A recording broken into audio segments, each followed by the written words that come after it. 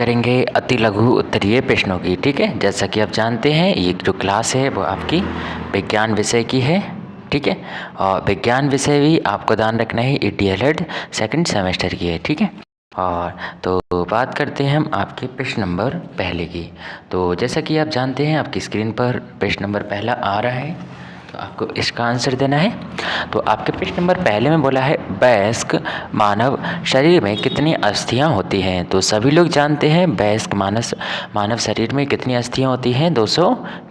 ठीक है, ये भी आपको ध्यान रखना है। किन्हीं दो कीटभक्षी पौधों के नाम बताने हैं आपको, तो आपको ध्यान रखना पिचर प्लांट और बीनस फ्लाई ट्रैप। तो पिचर प्लांट और बीनस फ्लाई ट्रैप ये कौन से में आते हैं, आपको ध्यान रखना है कीटभक्षी पौधे होते हैं।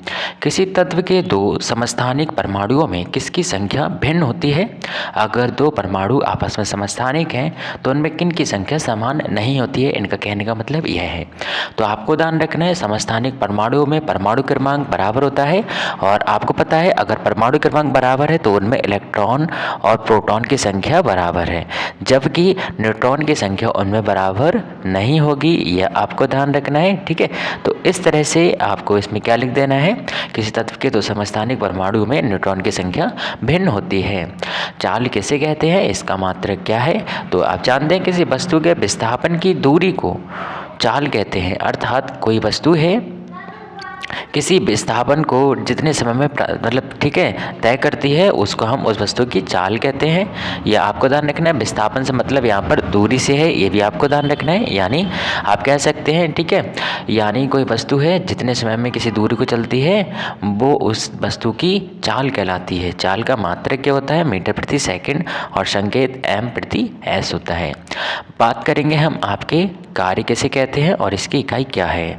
तो कार्य जब किसी वस्तु पर 1 न्यूटन का बल लगाएं और उस वस्तु में ठीक है आपको ध्यान रखना बल की दिशा में 1 मीटर का विस्थापन हो जाए तो वहाँ पर क्या होता है, कार्य होता है। कार्य का मतलब आप किसी वस्तु पर बल लगाएं, 1 न्यूटन का बल लगा रहे हों और उस वस्तु में ठीक है आपको ध्यान रखना उस वस्तु की दिशा में, या बोल सकते हो उस वस्तु में जो कार्य है वो आपका 1 मीटर दूरी तक हो जाए, यानी वो वस्तु 1 मीटर दूरी पर विस्थापित हो जाए तो वो वस्तु का क्या कहलाता है, आपको ध्यान रखना है। ठीक है, यानी 1 जूल कार्य कहलाता है, ये भी आपको ध्यान रखना है, यह कार्य कहलाता है। ठीक है, तो ये भी आपको बताना चाहिए, और इसका मात्रक क्या होता है, जूल होता है। भाई हम बात करेंगे आपके प्रश्न नंबर 6 की। तो जल्दी से आप लोग प्रश्न नंबर 6 को पढ़िएगा और इसका आंसर ध्यान रखिएगा। उत्तोलक कितने प्रकार के होते हैं, तो आप जानते हैं उत्तोलक आपके 3 प्रकार के होते हैं। तो उत्तोलक कौन कौन से होते हैं, आपको ध्यान रखना है। प्रथम उत्तोलक होता है, द्वितीय उत्तोलक होता है, और इसी तरह से आपका तृतीय उत्तोलक होता है। ठीक है, तो आपको उदाहरण देना है तृतीय उत्तोलक का। आपको बताना है कि तृतीय उत्तोलक के अंतर्गत हम किसको रखते हैं, तो आपको ध्यान रखना है चिमटा को। आपको कमेंट बॉक्स में बताना है कि जो सीढ़ी है, सीढ़ी किस उत्तोलक के अंतर्गत आती है। वहीं आपको बताना है कि जो सरौता है, सरौता किस उत्तोलक के अंतर्गत आता है। ठीक है, तो विटामिन को कितने प्रकारों में बांटा जा सकता है, तो आपको ध्यान रखना है विटामिन को हम ठीक है आपको ध्यान रखना है विटामिन को हम मतलब घुलनशील के आधार पर हम 2 तरह के विटामिन बोल सकते हैं। एक वो विटामिन जो जल में घुलनशील होते हैं, और एक वो विटामिन जो वसा में घुलनशील होते हैं। ठीक है, तो जो जल में घुलनशील होते हैं उनमें आपको ध्यान रखना विटामिन बी और सी ये जल में घुलनशील होते हैं, जबकि जो वसा में घुलनशील विटामिन होते हैं उनमें आपको ध्यान रखना है ए, डी, ई और के। ठीक है, तो ये आपको ध्यान रखना है। इन्हें आप शॉर्टकट ट्रिक से अगर ध्यान रखना चाहें, जो वसा में घुलनशील विटामिन होते हैं उनको कीड़ा से आप ध्यान रख सकते हैं। ठीक है, तो vitamin A, C, E, B, D, K. ठीक है, तो ये क्या है, विटामिन है, और इनको हम ठीक है 2 प्रकारों में बांट सकते हैं, जल में घुलनशील विटामिन और वसा में घुलनशील विटामिन।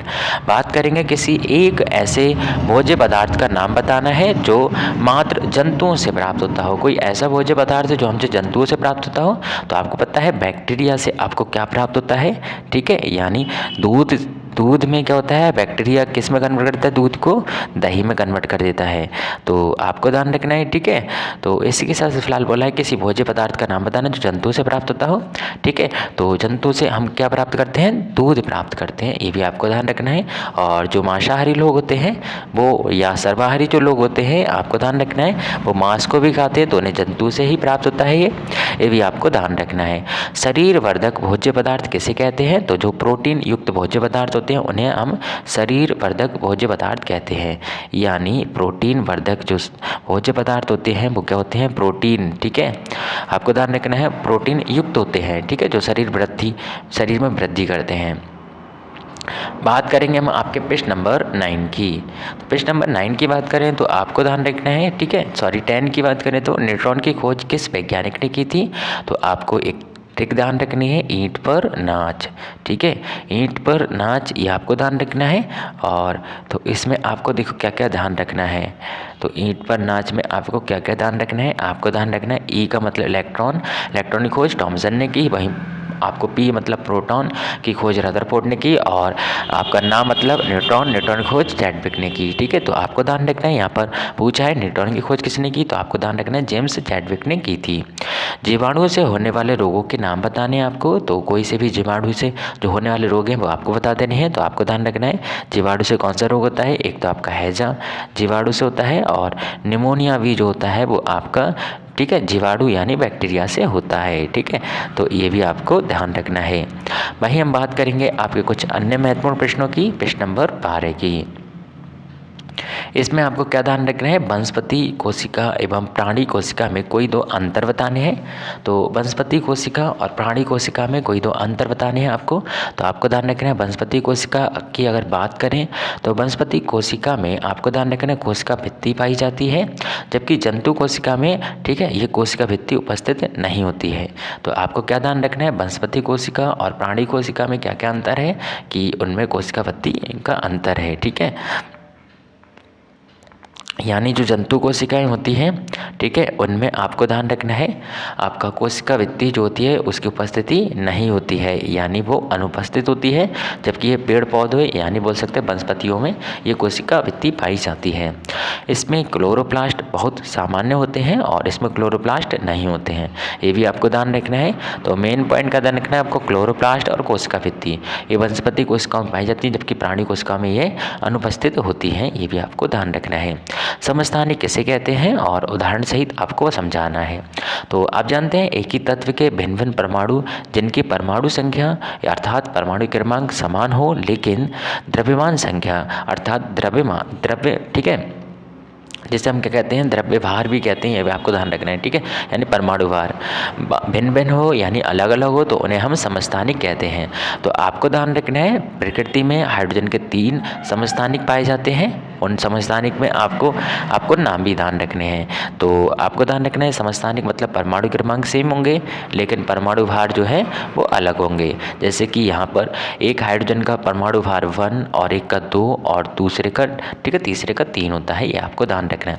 जिसका परमाणु भार 1 होता है उसको हम हाइड्रोजन के नाम से जानते हैं, जिसका परमाणु भार 2 होता है उसे हम ड्यूट्रियम के नाम से जानते हैं, यानी इससे भारी जल की प्राप्ति होती है।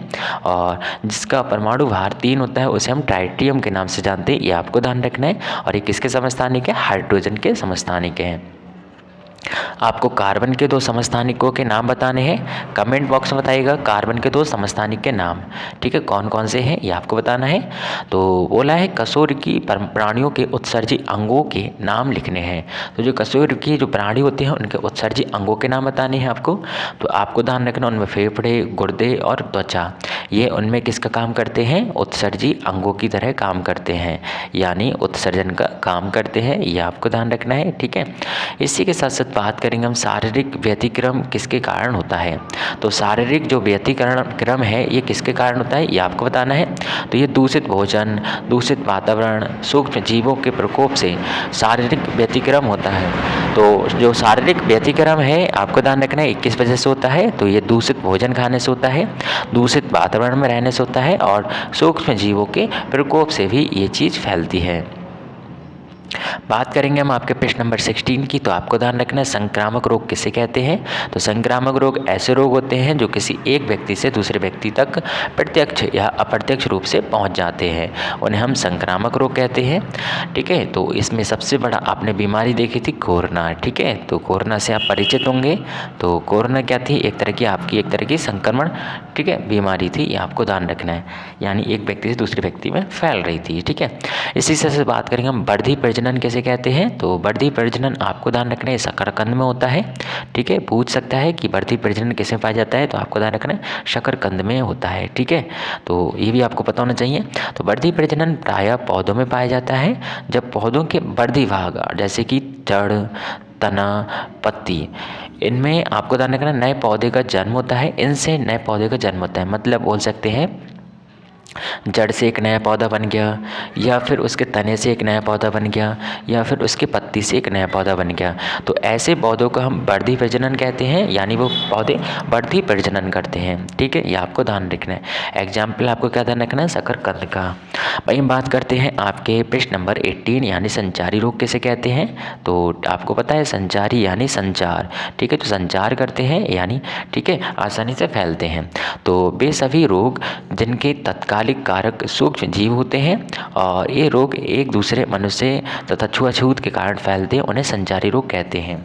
तो आपको ध्यान रखना है इनके जो कारण होते हैं वो सूक्ष्म जीव के कारण ये होते हैं, और ये एक व्यक्ति के छूने से, उसके संपर्क में रहने से ये रोग हो जाते हैं। ये भी आपको ध्यान रखना है। इसी के साथ साथ हम बात करेंगे आपके पृष्ठ नंबर 19 की। तो संक्रामक रोग कितने प्रकार के होते हैं? तो आपको ध्यान रखना है ये 2 प्रकार के होते हैं संक्रामक रोग। तो आपको सिर्फ नाम ध्यान रखने हैं। तो पहला नाम क्या है आपका? सांसर्गिक रोग, और दूसरा संचारी रोग। तो ये क्या होते हैं? संक्रामक रोग होते हैं। मनुष्य को प्रतिदिन अपने भोजन में कितने पानी की आवश्यकता होती है, यानी मनुष्य को प्रतिदिन कितना पानी लगभग पीना चाहिए? तो आपको ध्यान रखना है मनुष्य को लगभग 1.5 लीटर से 2 लीटर प्रतिदिन पानी पीना चाहिए, ठीक है। वहीं बात करें हम आपके कुपोषण किसे कहते हैं? तो अपर्याप्त भोजन अपर्याप्त पोषण का कारण बन जाता है, ठीक है। यह आपको ध्यान रखना है। अर्थात इससे उत्पन्न स्थिति को कुपोषण कहते हैं, यानी ऐसा भोजन जिसमें आपका ध्यान रखना है, ठीक है, पोषक तत्वों की, ठीक है, अनुपस्थिति रही हो, यानी बहुत ज़्यादा मात्रा में, या बोल सकते हो, ठीक है, कम मात्रा में, ठीक है, पोषक तत्व मिलते हों।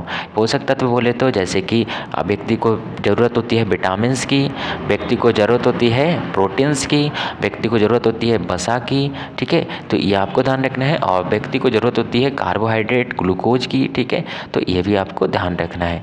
तो अगर इनमें से किसी की भी शॉर्टेज हो जाती है तो मान लो व्यक्ति कुपोषण का शिकार होने लगा है।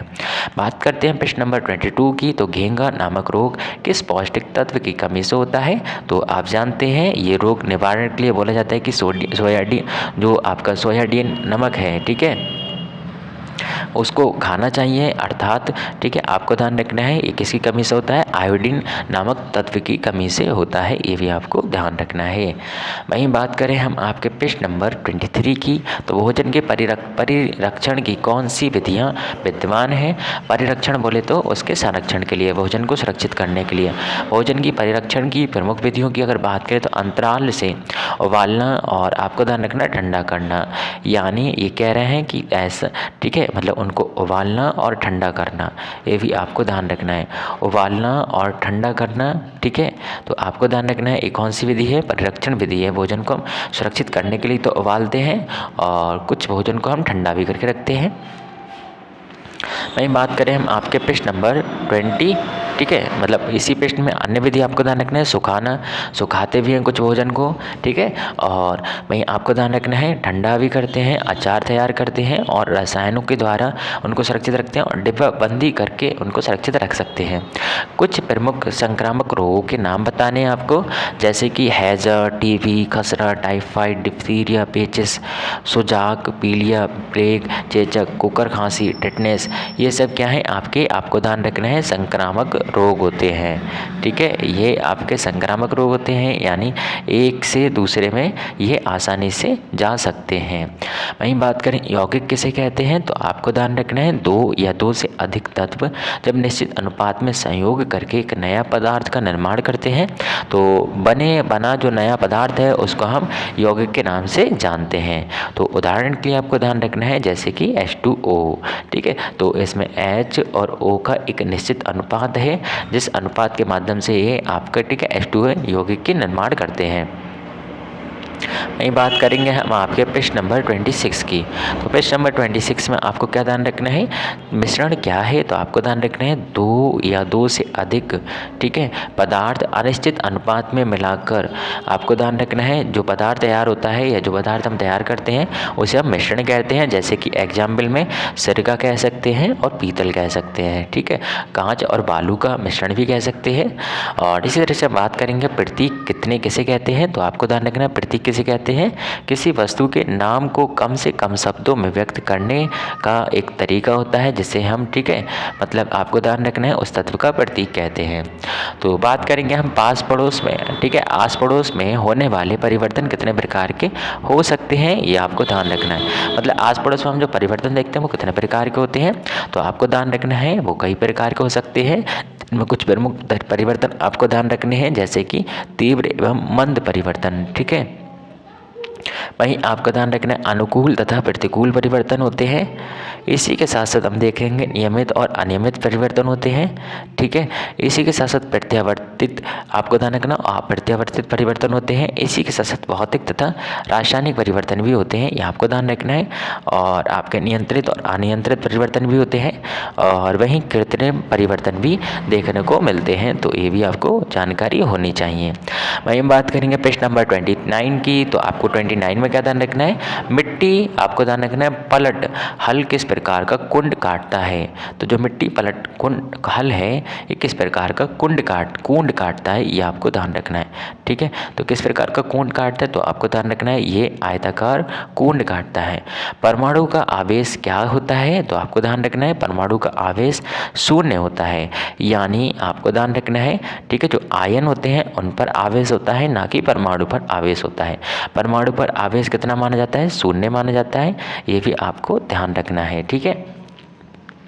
परमाणु संख्या क्या है, परमाणु भार क्या है, ठीक है, या आपको ये ध्यान रखना है, या द्रव्यमान संख्या क्या है।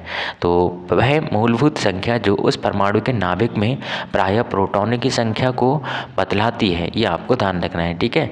और वह संख्या इलेक्ट्रॉनों की संख्या के तुल्य भी होती है, इसे प्रोटॉन संख्या भी कहा जाता है, ये आपको ध्यान रखना है। यानी परमाणु संख्या बोलना है तो परमाणु संख्या ये कहना चाह रहे हैं कि जो परमाणु संख्या है ये आपका उसमें उपस्थित इलेक्ट्रॉनों की संख्या और उसमें उपस्थित प्रोटॉन की संख्या के बराबर हो सकती है, यानी उसके समतुल्य होती है, ये आपको ध्यान रखना है। उसे हम उस परमाणु की परमाणु संख्या कहते हैं। बात करेंगे हम आपके परमाणु भार कैसे कहते हैं और इसे ज्ञात करने का क्या सूत्र हम लगाते हैं। तो आपको ध्यान रखना है परमाणु भार क्या होता है, यानी किसी परमाणु के नाभिक में उपस्थित न्यूट्रॉन और प्रोटॉन की संख्या का योग जो है वो परमाणु भार कहलाता है, ये आपको ध्यान रखना है। और इसे ज्ञात करने के लिए हम क्या करते हैं, ठीक है, आपको ध्यान रखना आपेक्षिक परमाणु द्रव्यमान कहते हैं, ये भी आपको ध्यान रखना है। और इसे ज्ञात करने के लिए हम कौन सा तरीका लगाते हैं, तो वो आपको ध्यान रखना है। तो हम तत्व के प्रत्येक परमाणु का औसत भार लेते हैं और उसमें आपको ध्यान रखना कार्बन 12 का परमाणु भार से डिवाइड कर देते हैं, ठीक है, तब जाके हमें उसका परमाणु भार मिल जाता है, ये भी आपको ध्यान रखना है। वहीं बात करेंगे हम पृष्ठ नंबर 33 की। तो पृष्ठ नंबर 33 में आपको ध्यान रखना है परमाणु द्रव्यमान संख्या क्या है। तो परमाणु द्रव्यमान संख्या क्या है, तो आपको ध्यान रखना है परमाणुओं के द्रव्यमान को बतलाने वाला एकक, अर्थात ये कार्बन 12 परमाणु के 1/12 अर्थात 1.6633 इंटू 10⁻⁷ किलोग्राम के तुल्य होती है। वहीं हम बात करेंगे आपके संयोजकता की। तो संयोजकता आपको क्या ध्यान रखना है, संयोजकता किसे कहते हैं, तो संयोजकता किसी तत्व के आपको ध्यान रखना परमाणु में बाह्यतम कोश में उपस्थित इलेक्ट्रॉनों की संख्या को उस तत्व की संयोजकता कहते हैं। यानी सबसे बाहर के एरिया में जो उसकी कक्षा है, उस कक्षा में जैसे कि हमने मान लिया, ठीक है, कोई भी परमाणु है उसकी बाहरी कक्षा में आपके 2 इलेक्ट्रॉन हैं, तो वो क्या होंगी, उसकी संयोजकता होगी, ये भी आपको ध्यान रखना है, ठीक है। तो उसके बाह्यतम कक्षा में बाह्यतम कोश में उपस्थित इलेक्ट्रॉन की संख्या को उस तत्व की संयोजकता के नाम से जानते हैं। सोडियम हाइड्रोक्साइड आपको ध्यान रखना है। तो सोडियम हाइड्रोक्साइड हम कैसे लिखते हैं, NaOH। और फिर बोल रहा है हाइड्रोक्लोरिक एसिड यानी HCl के साथ अभिक्रिया करके क्या रासायनिक समीकरण प्राप्त होगा, ये आपको बताना है। तो आपको पता है Na क्या करेगा, हाइड्रोजन को रिप्लेस कर देगा और Cl को अपने साथ ले लेगा, यानी या बोल सकते हैं क्षार और बेस, क्षार और, ठीक है, आपको ध्यान रखना है, क्षार और अम्ल की जब क्रिया कराते हैं तो लवण और जल प्राप्त होता है, अर्थात NaCl प्राप्त होगा आपको। इसी के साथ साथ आपको H2O प्राप्त होगा। ठीक है, तो ये इसकी रासायनिक समीकरण हो जाएगी या रासायनिक अभिक्रिया हो जाएगी। NOH की क्रिया जब हम HCl से कराते हैं तो NaCl और H2O की प्राप्ति होती है। तीव्र परिवर्तन किसे कहते हैं, ये आपको बताना है। तो तीव्र गति से होने वाले परिवर्तन को हम तीव्र परिवर्तन कहते हैं, जैसे कि माचिस की तीली का जलना, रसोई गैस का जलना, गुब्बारे का फूलना और फटना, ये क्या कहलाते हैं, आपके तीव्र परिवर्तन कहलाते हैं। मतलब जो आसानी से, ठीक है, हम देख सकते हैं, महसूस कर सकते हैं, ये आपको ध्यान रखना है। बाष्पन किसे कहते हैं, ये आपको बताना है। जब पृथ्वी से जल गर्म होकर बाष्प के रूप में ऊपर की ओर उठ जाता है तो ये क्रिया बाष्पन कहलाती है। चाल किसे कहते हैं, इसका मात्रक क्या है, तो किसी वस्तु द्वारा एकांक समय में चली गई दूरी को चाल कहते हैं और इसका मात्रक मीटर प्रति सेकंड होता है। फसल चक्रण या फसल चक्र क्या होता है, ये आपको बताना है। ठीक है, तो अगर इसकी बात करें हम फसल चक्र किसे कहते हैं, तो फसल चक्र यानी क्रॉप रोटेशन। तो आपको क्या ध्यान रखना है, किसी खेत में एक निश्चित समय में एक फसल के पश्चात दूसरी फसल लेने की क्रिया जिससे भूमि की उर्वरा शक्ति नष्ट ना हो, फसल चक्रण कहलाता है। भूमि के किसी निश्चित भाग पर नियत समय में फसलों का एक क्रम से बोया जाना जिससे कि भूमि की उर्वरता शक्ति कम ना हो, यानी ठीक है उपज भी उसमें अच्छी होती रहे। इस प्रकार की अदला बदली को फसल चक्रण कहा जाता है। ईंधन को परिभाषित करना है। ईंधन ज्वलनशील पदार्थ होते हैं जिसका उपयोग हम ऊष्मा प्राप्त करने के लिए करते हैं। ठीक है, और इसकी निम्न 3 अवस्थाएं हो सकती हैं। ठोस अवस्था में भी ईंधन प्राप्त हो सकते हैं, द्रव अवस्था में भी और गैसीय अवस्था में भी। ठीक है, तो हम बात करते हैं आपके पृष्ठ नंबर 41 की। तो पृष्ठ नंबर 41 में आपको ध्यान रखना, प्रकाश संश्लेषण क्रिया को दर्शाने हेतु केवल रासायनिक समीकरण बताने हैं आपको। प्रकाश संश्लेषण की क्रिया को आपको, ठीक है, रासायनिक समीकरण बताना है। तो आपको ध्यान रखना, प्रकाश संश्लेषण की क्रिया जो होती है कार्बन डाइऑक्साइड, ठीक है, इसमें कार्बन डाइऑक्साइड की जरूरत पड़ती है। इसी के साथ साथ आपको ध्यान रखना है 12 मॉलिक्यूल, ठीक है, यानी 12 अणु जो है आपको जल की जरूरत पड़ती है। ये जब आपको ध्यान रखना है, ये किसकी उपस्थिति में, तो ये आपको ध्यान रखना है, ये आपका, ठीक है, सनलाइट की उपस्थिति में, ये आपको ध्यान रखना है, और क्लोरोफिल की उपस्थिति में। ठीक है, तो इनकी उपस्थिति में ये किस में कन्वर्ट हो जाते हैं, ये आपके ग्लूकोज में कन्वर्ट हो जाते हैं। ठीक है, यानी पौधों को ग्लूकोज देते हैं। ठीक है, इसी के साथ साथ आपको ध्यान रखना है, और यहाँ से कुछ मात्रा में वाटर रिलीज होता है और बहुत सारी मात्रा में आपको ध्यान रखना है। ठीक है, आपको ऑक्सीजन प्राप्त होती है, यानी आपने वाटर और ऑक्सीजन, कार्बन डाइऑक्साइड दिया जबकि आपको मिला क्या, ठीक है, यानी ऑक्सीजन मिला। तो ये आपको ध्यान रखना है, ये प्रकाश संश्लेषण की क्रिया कहलाती है।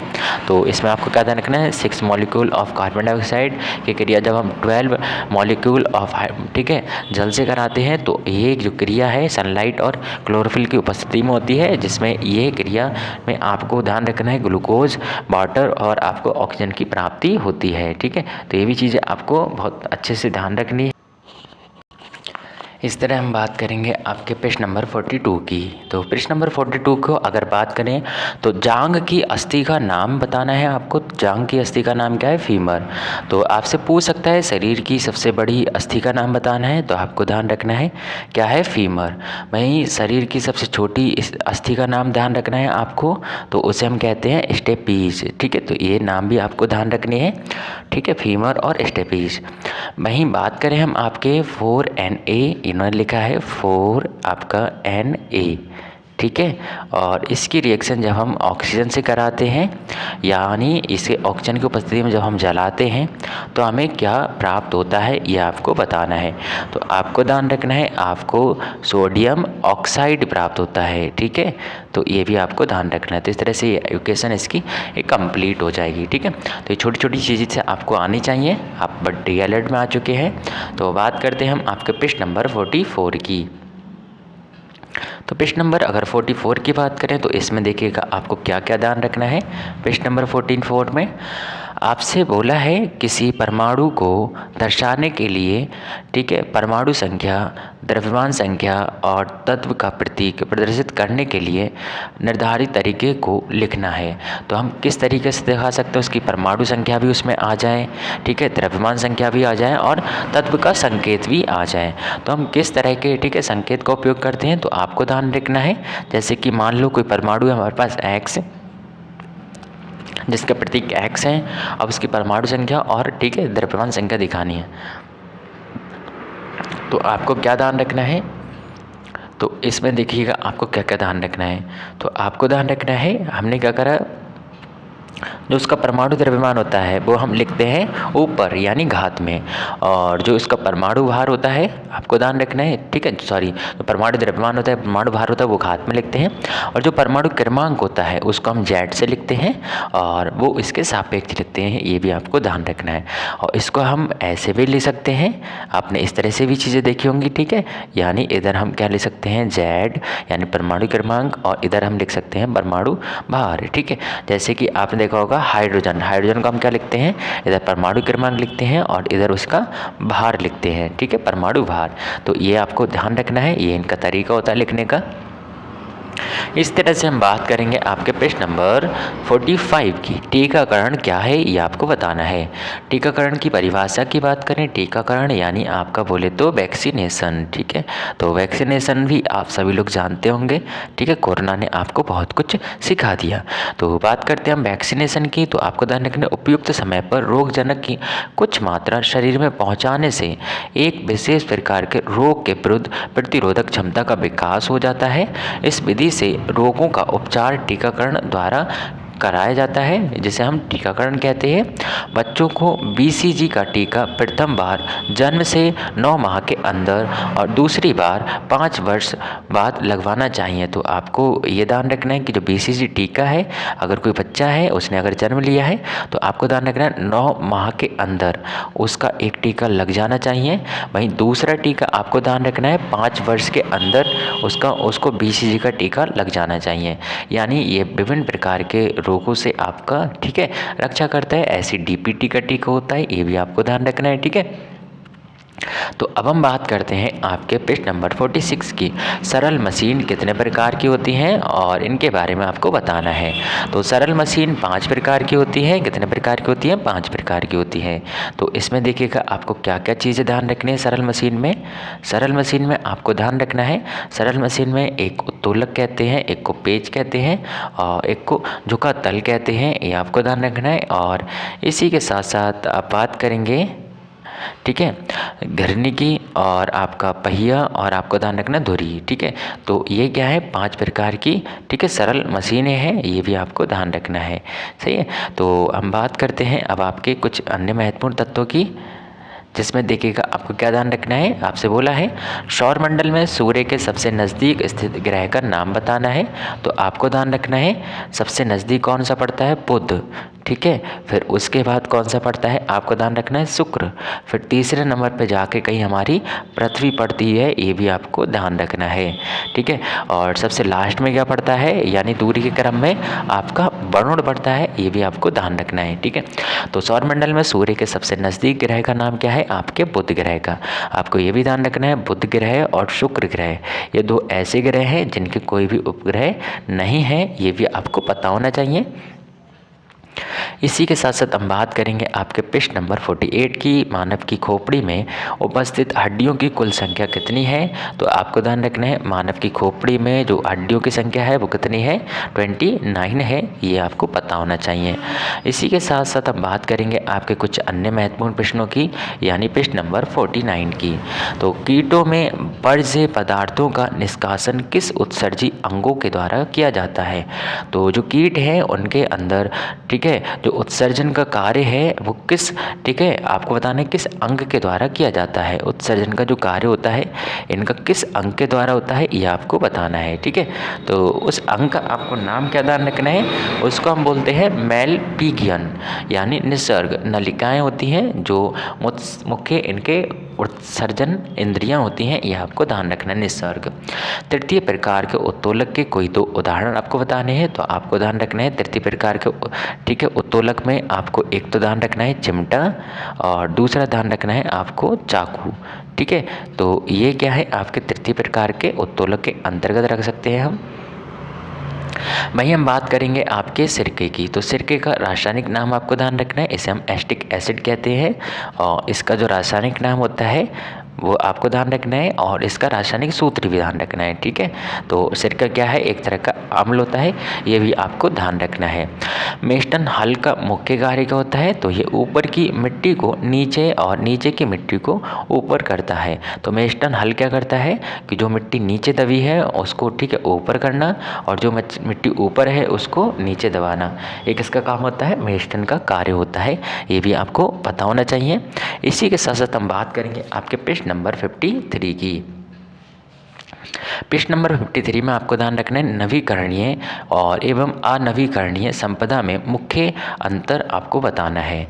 तो नवीकरणीय संपदा आपको ध्यान रखना है वह है जो भविष्य में समाप्त नहीं होती है, उसे हम नवीकरणीय संपदा कहते हैं। ठीक है, यानी जिसको हम बार बार प्राप्ति कर सकें। ठीक है, यानी जो ख़त्म होना जिसका ठीक है बोल सकते हैं बहुत समय बाद ख़त्म होती है, यानी कई हज़ार वर्षों बाद। ठीक है, जबकि नवीकरणीय आपको ध्यान रखें संपदा भविष्य में समाप्त हो जाती है। ठीक है, जैसे कि कोयले को जलाएंगे आप तो आपको ठीक है कुछ समय के लिए हीट मिलेगी, फिर ख़त्म हो जाएगी, ये आपको ध्यान रखें, फिर आपको पुनः कोयला निकालना पड़ेगा, लेकिन कोयला क्या है एक निश्चित मात्रा में होता है, ये आपको ध्यान रखना है। इस तरह से आप सनलाइट को जब इस्तेमाल करेंगे या फिर आप जल को इस्तेमाल करेंगे, ठीक है, या हवा को इस्तेमाल करेंगे, तो ये आपको ध्यान रखना है, ये हम ठीक है तो इन्हें हम आपको ध्यान रखना है मतलब नवीकरणीय संपदा के अंतर्गत रखते हैं। कोयले को हम नवीनीकरण संपदा के अंतर्गत रखते हैं, ये आपको ध्यान रखना है। वर्षा में घुलनशील विटामिन कौन कौन से हैं, तो आपको इसकी ट्रिक क्या ध्यान रखनी थी, कीड़ा आपको ध्यान रखना है। कीड़ा जो है वो क्या है आपका वर्षा में घुलनशील है। ठीक है, इस ट्रिक से आपको ध्यान रखना है। बचे हुए 2 विटामिन यानी विटामिन सी और विटामिन ठीक है बी, आपको ध्यान रखना विटामिन बी कॉम्प्लेक्स और विटामिन सी, ये क्या है आपके ऐसे विटामिन है जो जल में घुलनशील हैं। वहीं आपको ध्यान रखना मैरेस्मस रोग किसकी कमी से होता है, तो मैरेस्मस रोग किसकी कमी से होता है, विटामिन डी की कमी से होता है। इसी के साथ साथ आपको ध्यान रखना है विटामिन डी की कमी से और प्रमुख रोग कौन सा होता है, रिकेट्स। ठीक है, जिसे हम सूखा के नाम से भी जानते हैं, ये भी आपको ध्यान रखना है। ठीक है, और बात करते हैं कास्टिक सोडा और खाने वाले सोडा का रासायनिक सूत्र बताना है आपको। तो कास्टिक सोडा और खाने वाले सोडा का आपको रासायनिक सूत्र बताना है, तो आपको क्या ध्यान रखना है, कास्टिक सोडा का पहले तो आपको सूत्र ध्यान रखना है कि जो आपका कास्टिक सोडा है उसको हम क्या कहते हैं। ठीक है, तो कास्टिक सोडा को आपको ध्यान रखना है, हम किससे नोट करते हैं, NaOH से। ये क्या किसका फॉर्मूला है, कास्टिक सोडा का है। ठीक है, जो आपको ध्यान रखना है धुलने के काम आता है, यानी धोने वाले वॉशिंग वाली जो चीज़ें होती हैं उनमें हम कास्टिक सोडा का इस्तेमाल करते हैं। जबकि आपको ध्यान रखना खाने वाले सोडा का इस्तेमाल ठीक है आपको ध्यान रखना खाद्य पदार्थों के लिए किया जाता है। इसका फॉर्मूला आपको ध्यान रखना है NaHCO3, ये किसका फॉर्मूला है, ये आपको ध्यान रखना है खाने वाले सोडा का। ठीक है, तो बेकरी में हम इसका इस्तेमाल बहुत करते हैं, ये आपको ध्यान रखना है। तो खाने वाले सोडे का अगर आपसे फॉर्मूला पूछे तब भी आपको ध्यान रखना है, और आपसे ठीक है सर कास्टिक सोडा का फॉर्मूला पूछे तो आपको ध्यान रखना है। कमेंट बॉक्स में आपको धावन सोडा का फॉर्मूला बताना है कि जो धावन सोडा है इसका ठीक है रासायनिक सूत्र आपको बताना है धावन सोडा का।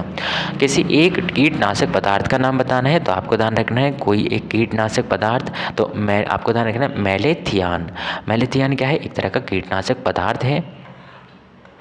वहीं हम बात करेंगे आपके पृष्ठ नंबर 58 की।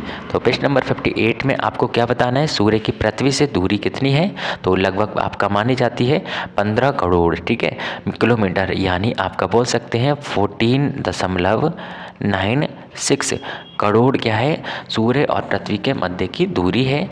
सौरमंडल का सबसे बड़ा ग्रह कौन सा है, तो आपको ध्यान रखना है सौरमंडल का सबसे छोटा ग्रह और सबसे बड़ा ग्रह। तो सबसे बड़ा ग्रह हम किसको बोलते हैं, बृहस्पति को बोलते हैं, ये भी आपको ध्यान रखना है। ठीक है, तो सबसे बड़ा ग्रह आपका कौन सा है? बृहस्पति है। और सबसे छोटा ग्रह आपको कमेंट बॉक्स में बताना है, ठीक है। और वहीं बात करें सौरमंडल का सबसे बड़ा ग्रह आपका बृहस्पति है। किसी एक अम्ल और एक क्षार का रासायनिक सूत्र बताना है आपको। तो कोई एक अम्ल आपको बताना चाहिए, जैसे कि आपका HNO3 और हमारे, ठीक है, आपको ध्यान रखना है स्टोमक यानी पेट में जो अम्ल बनता है जिसे हम HCl कहते हैं, वो भी एक अम्ल होता है, ठीक है। और H2SO4 आपको ध्यान रखना है अम्ल है, और HCl भी आपका अम्ल है। जबकि NaOH, KOH, NH4OH और MgOH2, ठीक है, ये आपको ध्यान रखने हैं, ये क्या है? आपके क्षार हैं। तो ये भी आपको ध्यान रखना है, ठीक है। इस तरह से हम बात करेंगे Fe2O3 में लोहे की संयोजकता कितनी है, ये आपको बतानी है। तो लोहे की संयोजकता कितनी है? +3, ठीक है। तो यानी इसमें आपको ध्यान रखना है लोहे की जो संयोजकता है वो कितनी है? +3 है, ये भी आपको ध्यान रखना है, ठीक है। और इस तरह से आपको ध्यान रखना है। तो अब हम बात करते हैं आपके, ठीक है, इस तरह से हम बात करेंगे आपके ऊर्जा के संचरण की किस विधि द्वारा जल गर्म होता है, ये आपको बताना है। तो कौन सी विधि है जिसके द्वारा हम जल गर्म करते हैं? तो उसे हम संवहनीय विधि बोलते हैं, ये आपको ध्यान रखना है। यांत्रिक ऊर्जा कितने प्रकार की होती है? तो आपने पढ़ा है जो आपकी यांत्रिक ऊर्जा होती है वो 2 प्रकार की होती है, ठीक है। तो यांत्रिक ऊर्जा आपकी 2 प्रकार की होती हैं।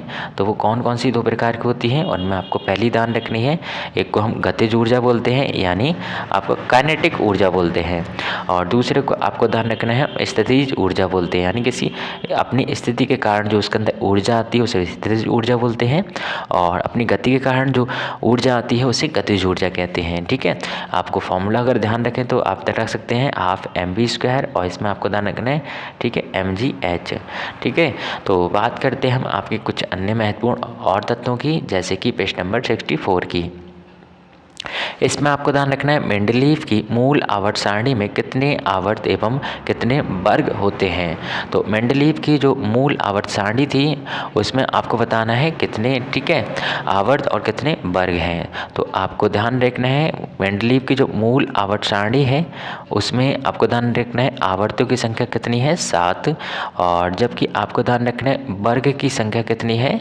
उसमें वर्ग की संख्या है 9, ठीक है। तो आवर्त की संख्या 7 है और वर्ग की संख्या 9 है, यह आपको ध्यान रखना है।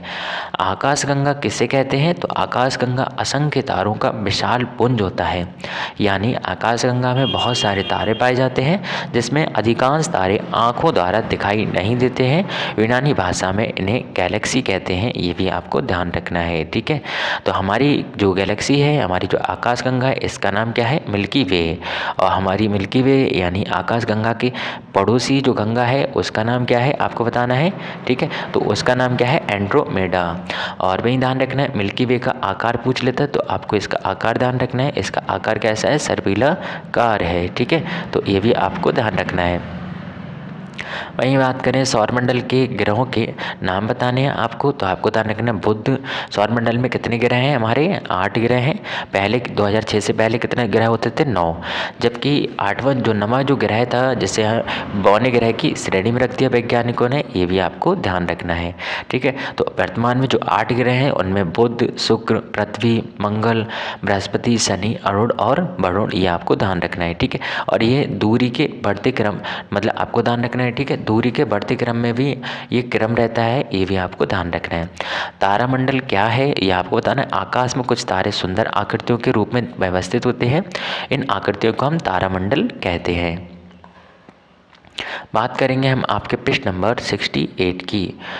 तो पृष्ठ नंबर 68 की अगर बात करें तो आकाशगंगा के तारामंडलों के नाम आपको बताने हैं। तो हमारे आकाशगंगा के तारामंडल के नाम आपको ध्यान रखने हैं। वृश्चिक, ठीक है, तारामंडल है। ओरियन आपको ध्यान रखना है, तारामंडल का नाम है। सप्तर्षि आपको ध्यान रखना है, और वहीं कृत्तिका ध्यान रखना है। ये क्या है? हमारे तारामंडल के नाम है। छाया क्या है? जब किसी अपारदर्शी वस्तु को प्रकाश जाने वाली मार्ग में रख दिया जाता है तो वस्तु प्रकाश को आर पार से रोक देती है, जिससे वस्तु के दूसरे दूसरी ओर प्रकाश हीन ठीक है क्षेत्र बन जाता है। इस प्रकाशहीन क्षेत्र को वस्तु की छाया कहते हैं। मतलब ये कहना चाह रहे हैं कि ये प्रकाश किसी वस्तु पर पड़ रहा है, आपने क्या करा, यहाँ पर कोई वस्तु रख दी, अब जो प्रकाश यहाँ से पड़ेगा, ठीक है, यह आपको ध्यान रखना है। तो उस वजह से क्या होगा, यहाँ पर एक छाया वृष्टि क्षेत्र बन जाएगा, ठीक है। तो इसी को हम क्या कहते हैं, छाया कहते हैं, यानी शैडो कहते हैं। ये भी आपको ध्यान रखना है। इसी तरह से हम बात करते हैं आपके प्रथम वर्ग के उत्तोलक को उदाहरण सहित परिभाषित करना है। तो प्रथम वर्ग के उत्तोलक में कौन कौन से आपके आते हैं, ये भी आपको ध्यान रखना है। उत्तोलक कितने प्रकार के होते हैं, 3 प्रकार के होते हैं, जिनमें प्रथम प्रकार में आपको क्या क्या ध्यान रखना है। देखिएगा, जो प्रथम प्रकार के आपके उत्तोलक होते हैं उनमें आलम्ब बीच में होता है, यानी प्रथम प्रकार के जो उत्तोलक होते हैं उनमें आलम्ब की स्थिति क्या होती है, बीच में होता है, ठीक है, यह आपको ध्यान रखना है। इसी के साथ साथ इसके और आपको ध्यान रखना है भार तथा दूसरी ओर आलम्ब होता है, ठीक है, आपको ये ध्यान रखना है। प्रथम वर्ग के उत्तोलक में आलम्ब बीच में होता है और इसके दूसरी ओर आपको ध्यान रखना है भार तथा दूसरी ओर, ठीक है, और आपको ध्यान रखना है आलम्ब होता है। उदाहरण के लिए जैसे कि कैंची, तराजू और हैंडपम्प, ये किसके अंतर्गत आते हैं, या आपके प्रथम उत्तोलक के अंतर्गत आते हैं। तो आपसे पूछ सकता है कि प्रथम उत्तोलक के उदाहरण बताओ, तो आपको ध्यान रखने हैं प्रथम उत्तोलक के उदाहरण में क्या क्या ध्यान रखना है आपको, तराजू, हैंडपम्प और, ठीक है, कैंची। बात करें हम बसा, तो बसा को आपको ध्यान रखना, बसा को हम कितने समूहों में बांट सकते हैं, तो उस बसा को हम 3 समूह में बांटते हैं, ये भी आपको ध्यान रखना है। तो बसा को 3 समूह में बांटते हैं हम, संतृप्त बसा, असंतृप्त वसा और बहुसंतृप्त वसा। तो बात करते हैं हम आपके, ठीक है, असंतृप्त वसा की। तो असंतृप्त मतलब संतृप्त वसा की, तो संतृप्त वसा में आपको ध्यान रखना मक्खन, शुद्ध घी और वनस्पति घी और नारियल तेल, ये क्या है, संतृप्त वसा के अंतर्गत आते हैं। वहीं आपको ध्यान रखना है असंतृप्त वसा की श्रेणी में हम किसको रखते हैं, तो असंतृप्त वसा में आपको ध्यान रखना है मूंगफली, सरसों, जैतून का तेल। वहीं बहु असंतृप्त आपको ध्यान रखना है वसा में सूरजमुखी, सोयाबीन और मकई का तेल। दिए गए समीकरण को हमें पूरा करना है। तो कैल्शियम कार्बोनेट की क्रिया हम जब एलसीएल से कराते हैं, यानी हम किसी लवण पर बोल सकते हैं, या कैल्शियम कार्बोनेट पर जब हम अम्ल डालते हैं तब क्या होता है, तो आपको ध्यान रखना है कार्बन डाइऑक्साइड प्राप्त होती है आपको, और इसके साथ साथ आपको लवण प्राप्त होता है, ठीक है। तो अम्ल की क्रिया किसी धातु से कराते हैं तब भी ऐसा ही होता है, ये आपको ध्यान रखना है। अर्थात, ठीक है, किसी कार्बोनेट से जब कराते हैं तो कार्बन डाइऑक्साइड और जल की प्राप्ति होती है, और इसके साथ साथ उस धातु का लवण प्राप्त होता है, यानी कैल्शियम क्लोराइड, ठीक है। तो कैल्शियम क्लोराइड प्राप्त होगा। इसके साथ साथ आपको ध्यान रखना है आपको वाटर के मॉलिक्यूल प्राप्त होंगे और कार्बन डाइऑक्साइड प्राप्त होगा, ठीक है। तो ये भी आपको ध्यान रखना है। वहीं बात करें हम आपके पृष्ठ नंबर 73 की, सौर मंडल का सबसे छोटा ग्रह कौन सा है, तो सौर मंडल का सबसे छोटा ग्रह हम किसको मानते हैं, बुध को। तो आपको ध्यान रखना है सबसे बड़ा ग्रह पूछा जाए तो आपको ध्यान रखना है बृहस्पति है, और सबसे छोटा ग्रह आपको ध्यान रखना है बुध है। आपको ध्यान रखना है बृहस्पति, ठीक है, जिसके उपग्रहों की संख्या लगभग 79+ है, और बुध के उपग्रहों की संख्या 0 है, ये भी आपको ध्यान रखना है। बात करें हम आपके पृष्ठ नंबर 74 की, पृथ्वी का उपग्रह का नाम क्या है, तो पृथ्वी का एक ही उपग्रह है जिसको हम चंदा मामा भी कहते हैं, ये भी आपको ध्यान रखना है। वहीं बात करें हम पृष्ठ नंबर 75 की, तो कृषि के आपको ध्यान रखना प्रमुख यंत्रों के नाम बताने हैं। तो जैसे कि हल, पटेला, बखर, रेक, फावड़ा, ट्रैक्टर, हैरो, कल्टीवेटर, डिवलर, ये क्या है, आपको ध्यान रखना है कृषि के मुख्य यंत्र हैं। मृदा अपरदन क्या है, तो मृदा के एक स्थान से दूसरे स्थान पर हट जाने को मृदा अपरदन कहते हैं। बीज बोने की प्रमुख और प्राचीन विधि कौन सी है, तो आपको ध्यान रखना है हाथ से छिटकवा विधि, ठीक है। हाथ से हम क्या करते हैं, जब बीज को छिड़कते हैं तो उसे हम क्या कहते हैं, छिटकवा विधि कहते हैं, ये आपको ध्यान रखना है, ठीक है। तो हाथ से जो छिटकवा विधि होती है, ठीक है, ये आपको ध्यान रखना है प्राचीन विधि है, ठीक है। कार्य किस प्रकार की राशि है, तो आपको ध्यान रखना है कार्य आपकी अदिश राशि है, ठीक है। तो ये भी आपको ध्यान रखना है। भाई कार्य बराबर फॉर्मूला क्या होता है, तो आपको ध्यान रखना है, ठीक है, वस्तु पर लगाया गया बल और उसकी दिशा में जो भी विस्थापन होता है वो, और प्लस आपको ध्यान रखना है, ठीक है, जो एंगल बनता है या जिस एंगल पर हम विस्थापित करते हैं, in F S cos theta या एफ टी कॉस थीटा। आपको ध्यान रखना है MKS पद्धति में कार्य का मात्रक क्या होता है, तो जूल होता है। SI पद्धति बोले या आपका MKS पद्धति बोले, आपको ध्यान रखना है इसमें कार्य का मात्रक जूल होता है। भाई हम बात करते हैं आपके पृष्ठ नंबर 80 की। तो 80 में देखिएगा आपको क्या ध्यान रखना है, सूर्य ग्रहण कैसे होता है। तो आपको ध्यान रखना है सूर्य ग्रहण के लिए आपको एक ट्रिक ध्यान रखना है, ठीक है। तो ट्रिक आपको क्या ध्यान रखना है, तो एक तो आपको ध्यान रखना है समा शब्द और दूसरा आपको ध्यान रखना है साम शब्द, ठीक है। तो यानी आपको ध्यान रखना है यानी सूर्य, ठीक है, और आपकी अर्थ यानी पृथ्वी, और आपको ध्यान रखना है मून यानी आपका चंद्रमा, ठीक है। तो अगर ये मतलब सूर्य और चंद्रमा के बीच में अगर पृथ्वी आ जाती है तो आपको ध्यान रखना है उसको हम सूर्य ग्रहण कहते हैं, ठीक है। तो उसको हम सूर्य ग्रहण, आपको ध्यान रखना है उसको हम सूर्य ग्रहण कहते हैं। अमावस्या के दिन सूर्य और पृथ्वी के मध्य, ठीक है, आपको ध्यान रखना है चंद्रमा आ जाता है, सॉरी उल्टा उल्टा हो गया, आपको ध्यान रखना है इसे हम क्या कहते हैं, चंद्र ग्रहण कहते हैं, ठीक है। तो चंद्र ग्रहण समा आपको ध्यान रखना है, तो समा का शक्ल, ठीक है, आपको ध्यान रखना है चांद जैसी है, ऐसे ही ध्यान रख सकते हैं आप, ठीक है। या शाम से ध्यान रख सकते हैं, शाम जो है आपको ध्यान रखना है शाम कब होती है, जब चंदा आ जाता है, ठीक है। यानी आपको ध्यान रखना है चंद्र ग्रहण यानी शाम, ठीक है। और सूर्य ग्रहण आपको ध्यान रखना है सूर्य, और आपको ध्यान रखना है, ठीक है, इसमें क्या ध्यान रखना है अमावस्या के दिन सूर्य और पृथ्वी के मध्य चंद्रमा आ जाता है, यानी सूर्य और आपको ध्यान रखना है और पृथ्वी, ठीक है, इनके मध्य कौन आ जाता है, आपका मून आ जाता है, तब उस स्थिति को हम सूर्य ग्रहण कहते हैं। ये भी आपको ध्यान रखना है, चंद्रमा और आपके पृथ्वी के मध्य सूर्य ग्रहण आ जाता है, मतलब चंद्रमा आ जाता है, तो उसे सूर्य ग्रहण कहते हैं। चंद्र ग्रहण कब पड़ता है, पूर्णिमा के दिन पड़ता है, जब सूर्य और चंद्रमा के मध्य पृथ्वी आ जाती है, तो इसे चंद्र ग्रहण कहते हैं। बात करें पेज नंबर 82 की, तो फसल किसे कहते हैं, तो एक विस्तृत क्षेत्र पर उगाए गए एक ही जाति के पौधों के समूह को फसल कहा जाता है। तो एक विस्तृत क्षेत्र पर जब हम क्या करते हैं, बहुत सारी, ठीक है, एक ही जाति की मतलब पौधे उगाते हैं, तो उसे हम फसल के नाम से जानते हैं।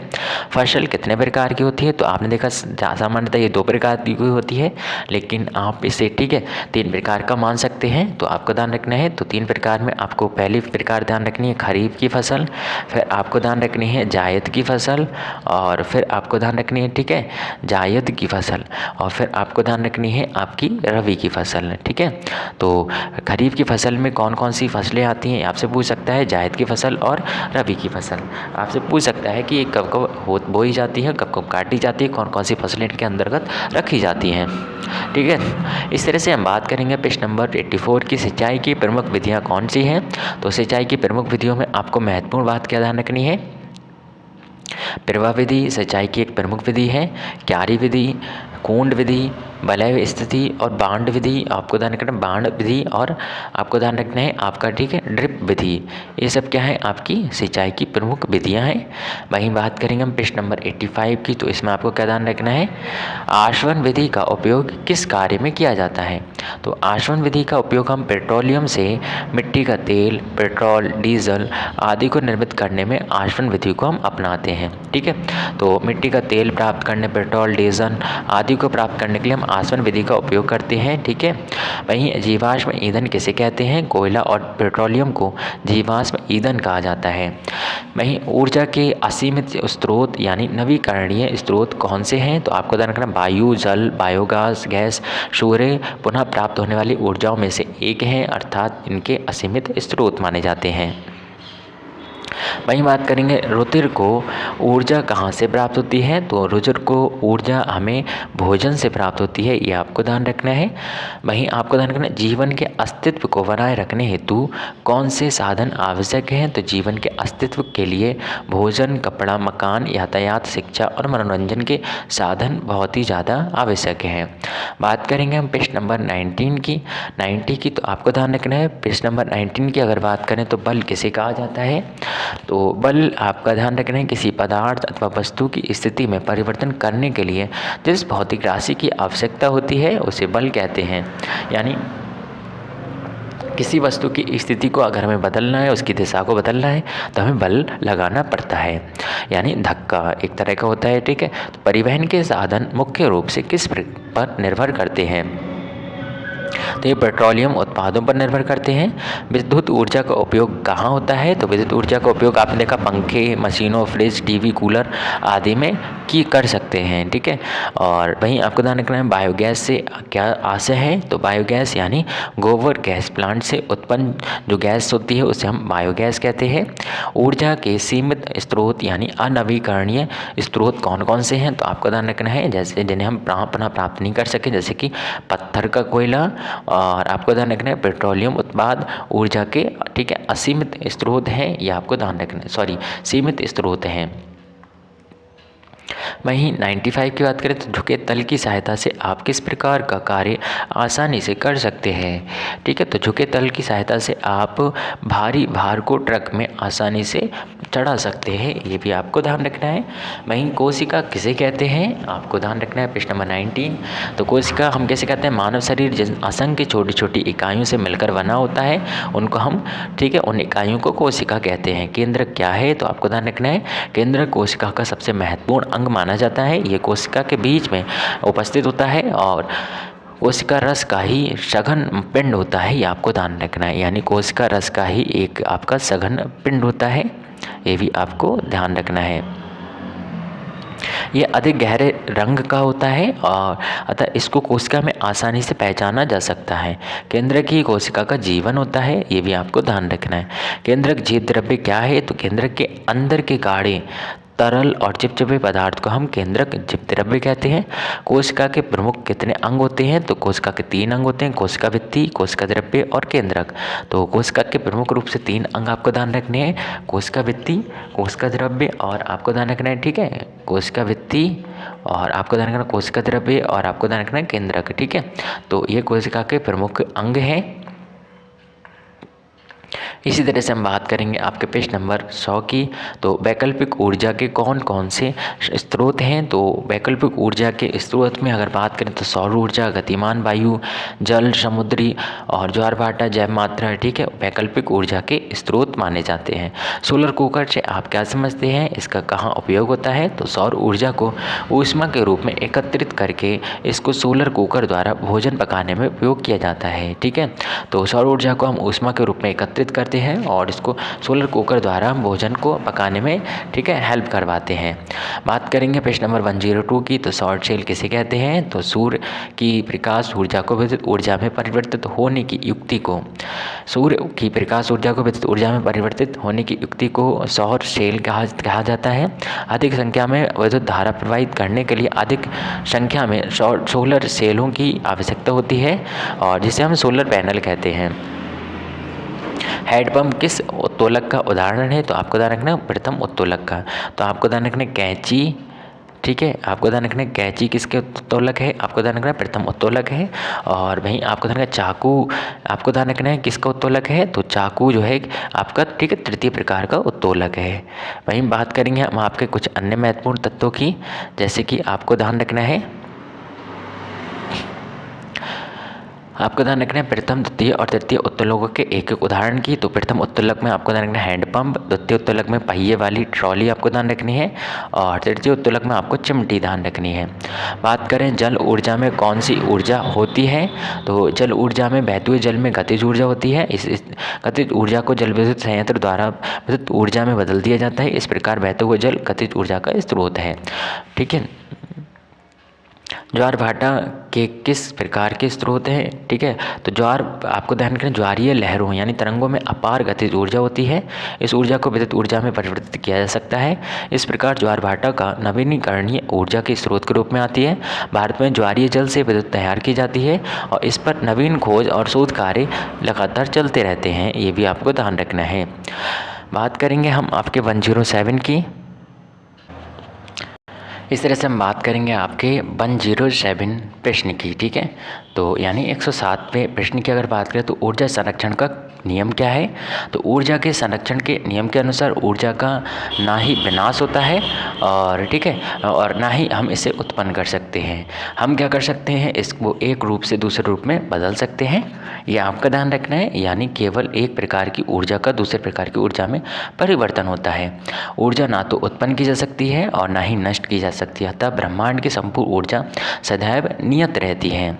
बात करें प्रश्न नंबर 108 की, तो सरल मशीन किसे कहते हैं? तो आपको ध्यान रखना है सरल मशीन 5 प्रकार की होती हैं। घिरनी इसी में आती है, उत्तोलक इसी में आता है, ठीक है। तो ऐसे साधन जो कार्य में सरलता, सुविधा और तेजी से कार्य करने में सहायक होते हैं, उन्हें हम सरल मशीन के रूप में जानते हैं। 109 की बात करें, सरल मशीन का एक उदाहरण देना है, जैसे कि चाबी, ठीक है। किसका उदाहरण है? आपका सरल मशीन का उदाहरण है।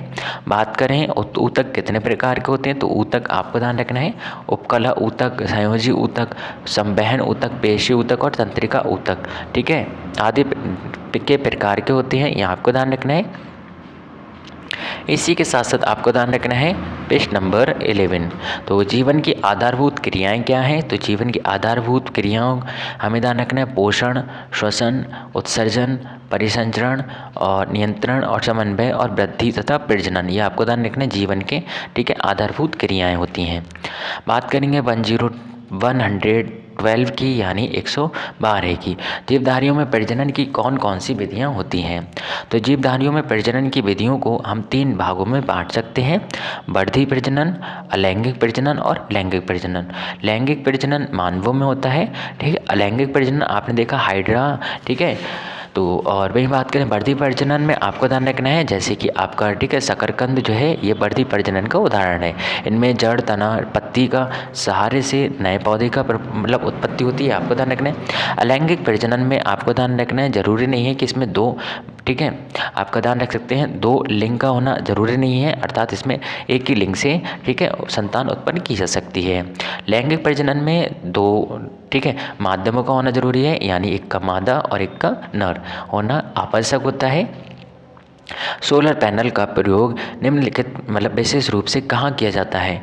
तो सोलर पैनल का प्रयोग आपने देखा विशेष रूप से दूरस्थ ग्रामीण क्षेत्रों जहाँ विद्युत उपलब्ध नहीं है, वहाँ रोशनी, रेडियो, टीवी, जल पंप चलाने के लिए सोलर पैनल का हम उपयोग कर सकते हैं।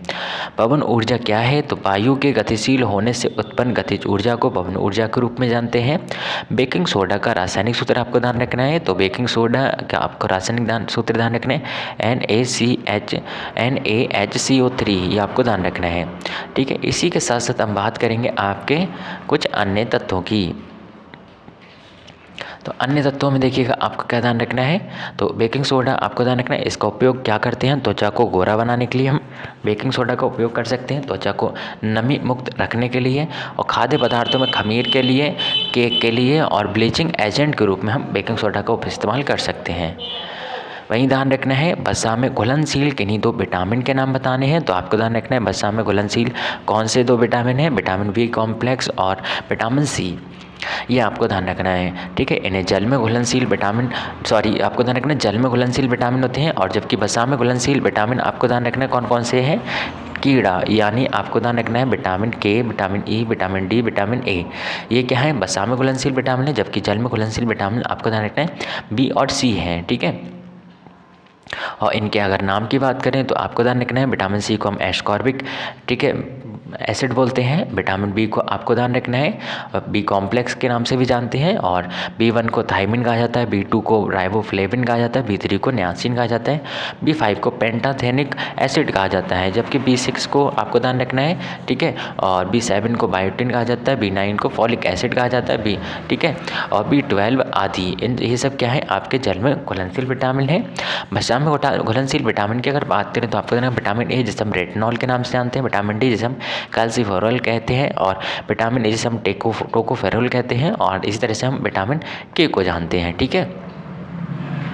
तो अब हम बात करते हैं आपके प्रश्न नंबर 117 की। तो घड़ी में चाबी भरने पर स्प्रिंग में ऊर्जा किस रूप में एकत्रित हो जाती है? तो आपको ध्यान रखना है ये किस रूप में एकत्रित हो जाती है? स्थितिज ऊर्जा के रूप में एकत्रित हो जाती है। सरल मशीन के प्रकार आपको ध्यान रखने हैं, इनके 5 प्रकार होते हैं, उत्तोलक, पेच, घिरनी, झुकातल और आपको ध्यान रखना पहिया और धुरी, ठीक है। तो बात करें घिरनी क्या है, तो घिरनी एक सरल मशीन है, ये चल और अचल दोनों तरह व्यवस्थित हो सकती है। बात करेंगे हम आपके विटामिन डी का रासायनिक नाम, तो विटामिन डी को हम क्या कहते हैं? कैल्सिफेरॉल कहते हैं। इसकी कमी से शरीर में कौन सा रोग होता है? तो आपको ध्यान मैरिस्मस और सूखा रोग यानी रिकेट्स इसकी कमी से होता है, ठीक है। तो आज की वीडियो के लिए इतना ही, और तब तक के लिए मिलते हैं नए क्लास में, तब तक के लिए धन्यवाद।